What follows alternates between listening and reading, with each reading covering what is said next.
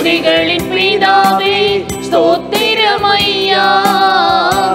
ஆதிபிதா தெய்வமே ஸ்தோத்திரமையா. ஜோதிகளின் பிதாவே ஸ்தோத்திரமையா. ஆதிபிதா தெய்வமே ஸ்தோத்திரமையா.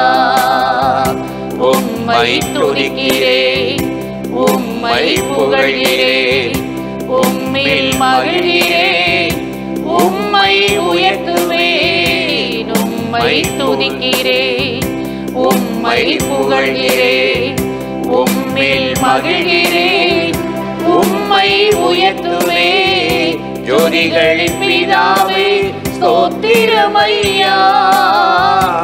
ஆதிபிதா தெய்வமே ஸ்தோத்திரமையா.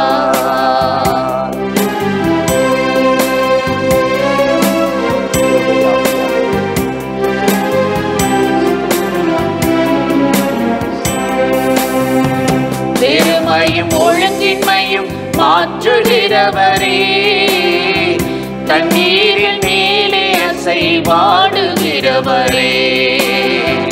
பெருமையும் ஒழுங்கின்மையும் மாற்றுகிறவரே, தண்ணீரின் மேலே அசைவாடுகிறவரே.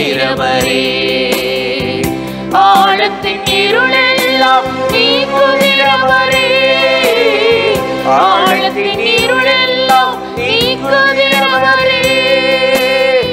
இல்லாததை இருக்கிறதாய் அழைக்கிறவரே, இல்லாததை இருக்கிறதாய் அழைக்கிறவரே.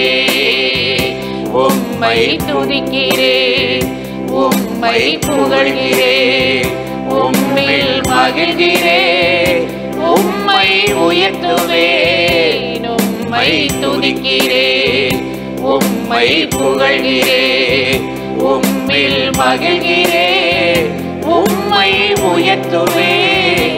ஜோதிகளின் பிதாவே ஸ்தோத்திரமையா. ஆதிபிதா தெய்வமே ஸ்தோத்திரமையா.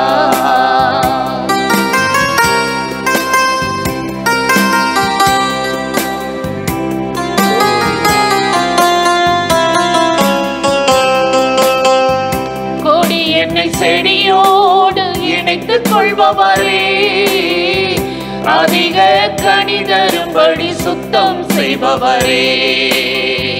கொடி என்னை செடியோடு இணைத்துக் கொள்பவரே, அதிக கனி தரும்படி சுத்தம் செய்பவரே.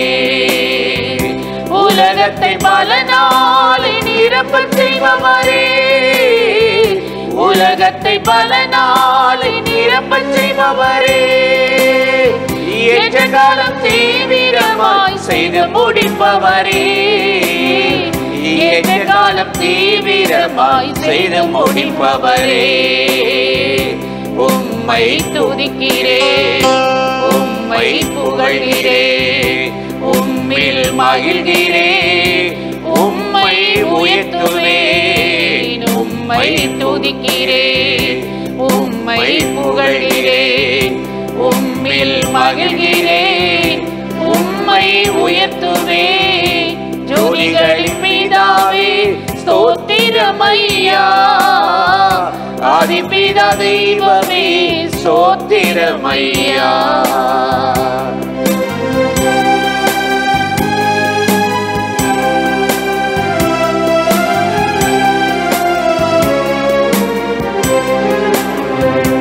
என் பலவீனத்தில் உதவி செய்பவரே, என் கிருபை உனக்கு போதும் என்று சொன்னவரே. என் பலவீனத்தில் உதவி செய்பவரே, என் கிருபை உனக்கு போதும் என்று சொன்னவரே.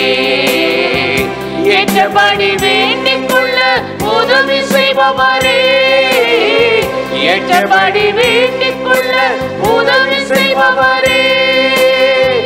எனக்காய் பெருமூச்சோடு வேண்டுதல் செய்பவரே, எனக்காய் பெருமூச்சோடு வேண்டுதல் செய்பவரே.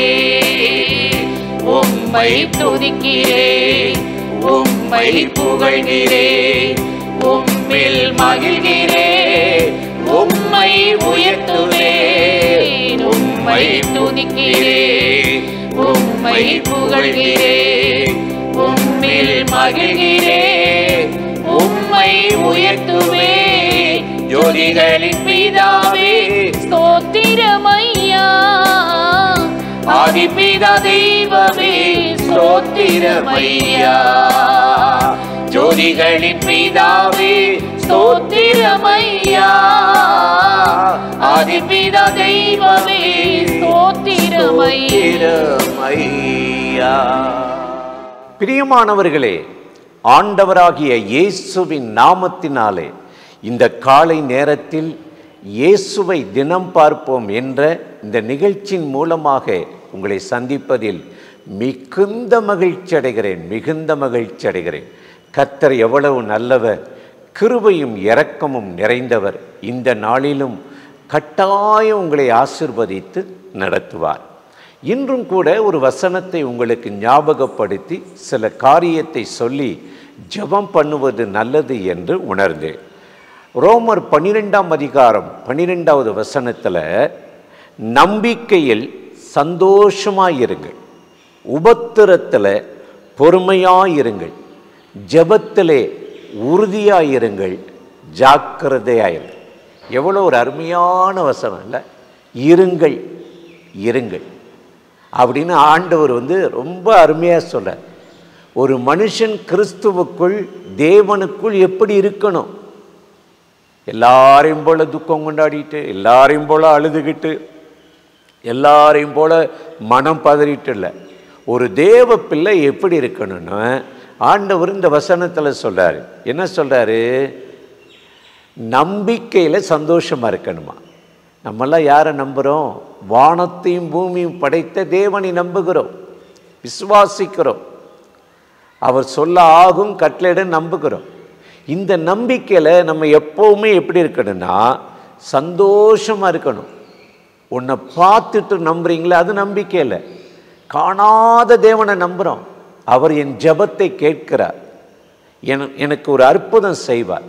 இதை தாங்க பவுல் எழுதுகிறார். 2 கொரிந்தியர் 4:18 வாசித்து பார்த்தால், காண்கிறவைகள் அநித்தியமானவைகள், காணாதவைகள் நித்தியமானவைகள் என்று அப்போஸ்தலனாகிய பவுல் எழுதுகிறார்.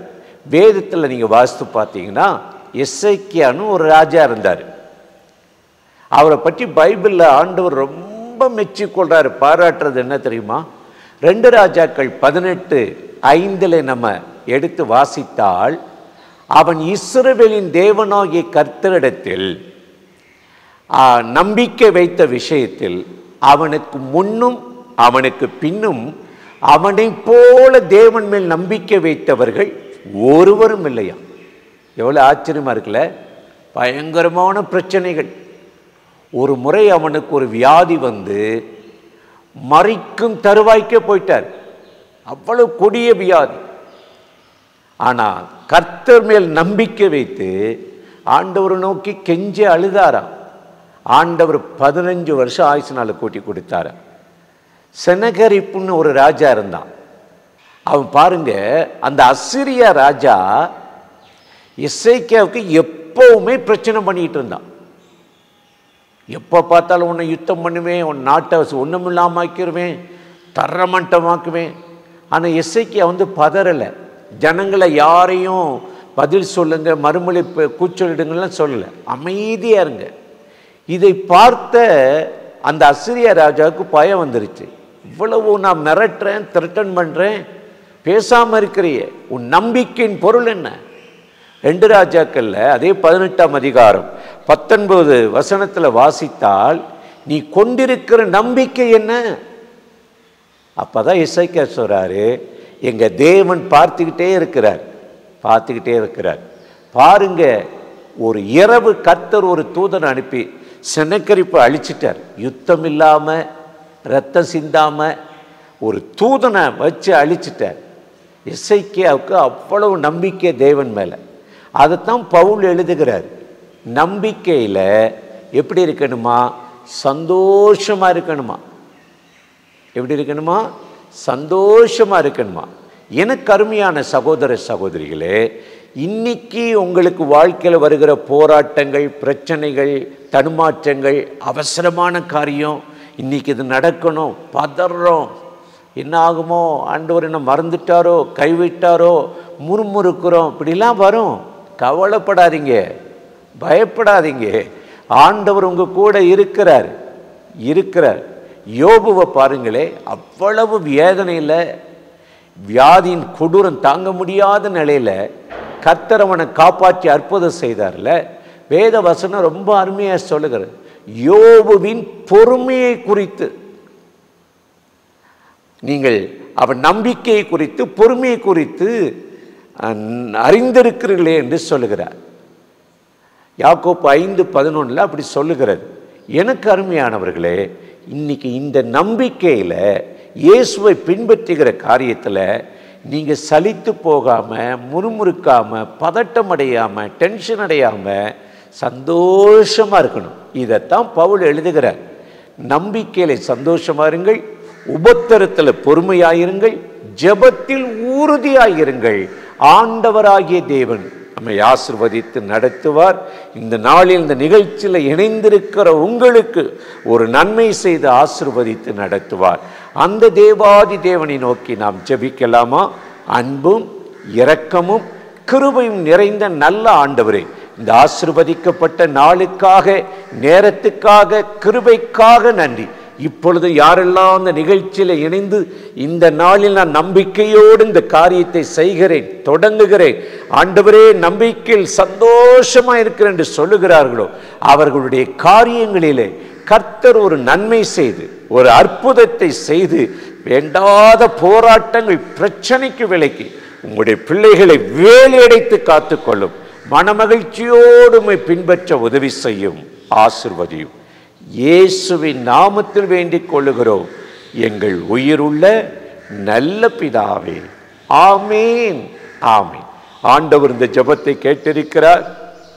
கட்டாயம் உங்களை ஆசீர்வதிப்பார். தொடர்ந்து இந்த நிகழ்ச்சியை நீங்கள் மற்றவங்களுக்கு ஷேர் பண்ணுங்க, சப்ஸ்கிரைப் பண்ணுங்க. ஆண்டவராகி தேவன் ஆசீர்வதித்து நடத்துவார். ஆமீன்.